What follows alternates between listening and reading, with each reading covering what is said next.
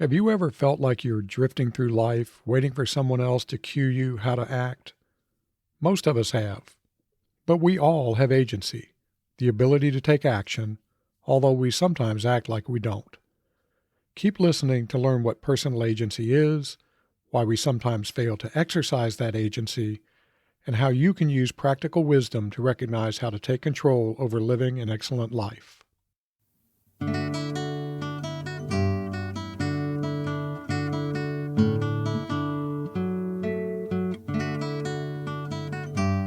Welcome to Live Well and Flourish, where I help you understand what it means to live a flourishing life. I'm your host, Craig Van Slyke. If you're ready to think beyond material and external success, if you're ready to take control of who you are and the kind of life you live, if you're ready to flourish, this is the podcast for you. It probably doesn't come as a surprise that I'm a voracious consumer of podcasts. Sometimes I hear a podcaster say something like, "I'm giving you permission to," and then describe something that they think you ought to do. Although these folks are well-intentioned and don't mean the phrase literally, "I'm giving you permission" always bothers me a bit. If you're listening to this, you're probably an adult with agency. You have control over your actions. You don't need anyone's permission to act in ways that are good for your well-being. You're not a piece of driftwood floating along with the currents of life. You have a rudder. So why do we sometimes act like we need permission? I think a lot about this. I'm so obsessed with the idea of exercising agency that it's a bit of a joke around the Van Slyke household. Maybe I'll tell my wife Tracy that I'm thinking about taking a quick nap.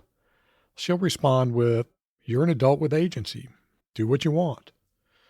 I often say something similar in response to her remarks. And by the way, we're always just doing this as a joke, not as a serious response, I think. So let's talk about agency, starting with defining what personal agency is. It's really a pretty simple concept. Personal agency is your capacity to exercise your free will and make choices. It's rooted in three beliefs: that free will exists, that your actions can influence events, and that you have some responsibility for your own life. Personal agency isn't just your capacity to make choices. It's also the recognition that you have this ability. Why are we sometimes reluctant to exercise agency? Well, I think it comes down to a few factors. First, it's sometimes easy to forget that we have agency. There are just so many forces at play in this complex world. We have to deal with external events, the actions of others, ever-shifting societal norms and attitudes, the expectations of others. It can all get pretty overwhelming. So one coping strategy is to convince yourself that your actions don't matter, or that you need to wait for someone to tell you what to do. This also allows you to feel like you can escape responsibility. After all, if it's out of your control, you can't be held responsible if things go badly. Sometimes self-doubt can cause you to feel like you lack agency. You ask yourself something like, "Can I really do this?" And when the answer comes up no, you feel like you don't really have control, like you don't have agency. A desire to please others is another reason we sometimes feel like we don't have agency, that you feel like you need permission. Most of us want to please important others in our lives. It's great that you want to do things to please other people, but you need to recognize that you get to make a choice over whether you do so or not. Pleasing others is a decision, not an immutable force. Taking actions that please others is fine, but not at the expense of your values. I want a quick caution, though. Don't confuse asking permission with asking someone's opinion out of respect and courtesy. If I decide to shave my head, and no, I'm not thinking about that, it would be a really good idea to ask Tracy what she thought. Doing so would not only be respectful, it would also be pretty smart, since she's talked me out of more than a few crazy ideas over the years. Finally, the perceived need for permission can be an excuse for inaction when you're afraid. This often happens when you're thinking about taking some sort of risk. Maybe it's a new job, learning a new skill, or even something as trivial as a new hairstyle.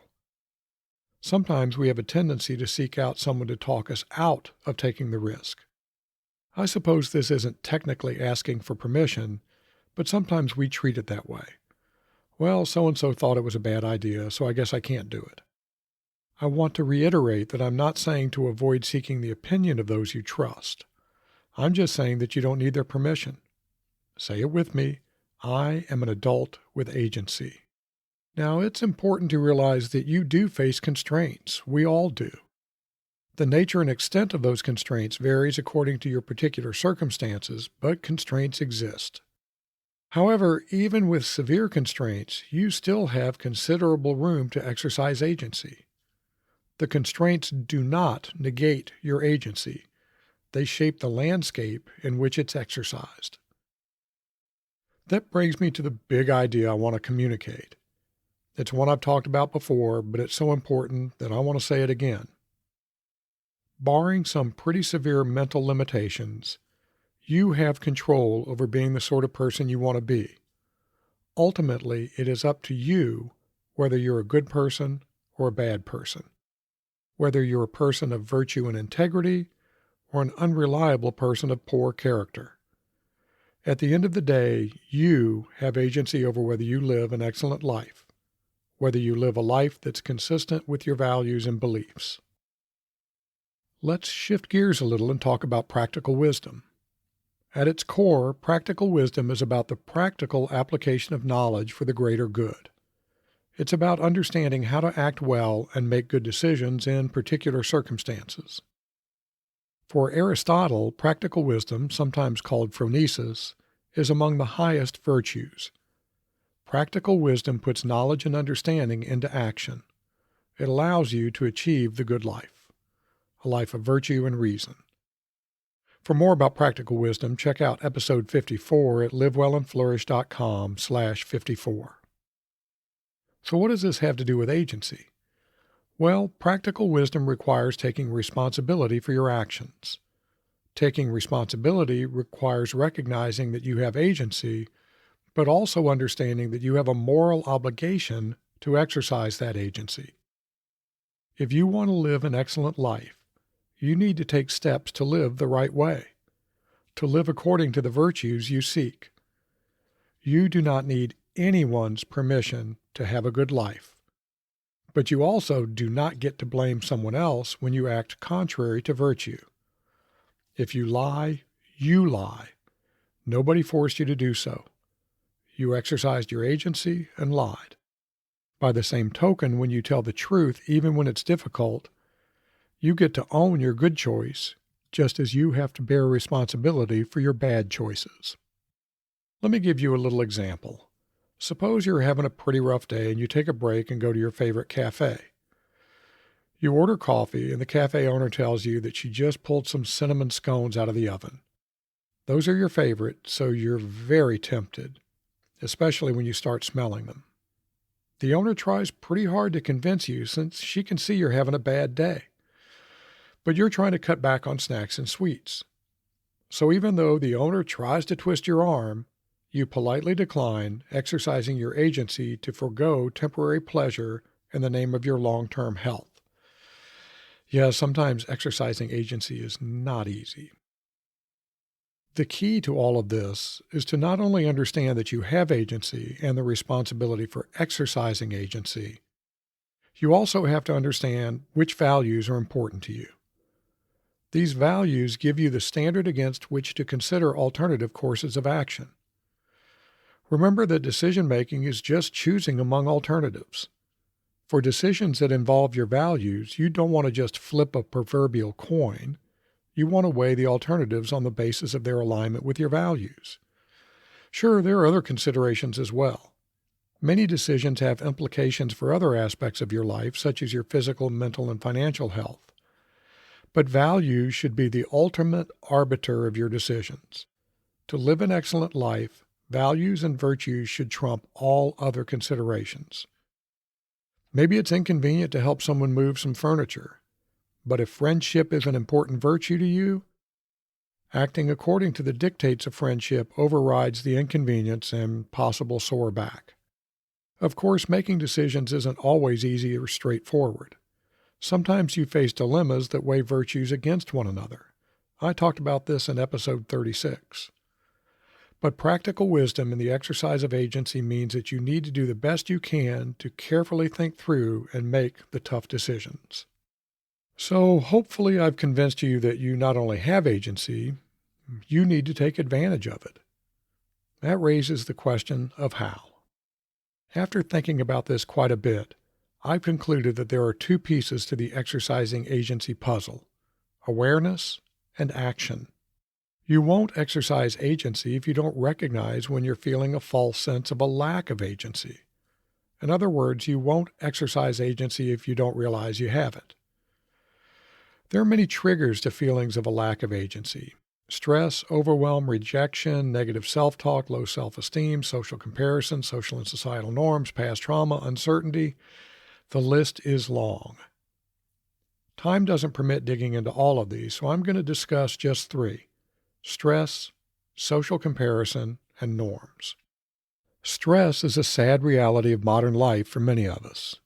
I've talked a lot about stress and coping in previous episodes. You can check them out at livewellandflourish.com. Just click on the little magnifying glass in the upper right-hand corner and search for stress. It's common to shut down in the face of extreme stress. Often we justify shutting down by invoking a false belief that things are so out of control that you can't do anything. This is rarely true, but it creates a convenient excuse for inaction. When you're feeling stressed, an extremely useful first step is to just pause and ponder what is under your control. There's almost always something, even if it's just a recognition that the stress is temporary. I did an entire episode on coping with stress by taking control, so I won't go further here. Check out that episode at livewellandflourish.com/69. Social comparison is another bane of modern existence, especially in the age of social media. Sometimes you might feel like you're constrained by what others are doing. You don't want to swim against the tide.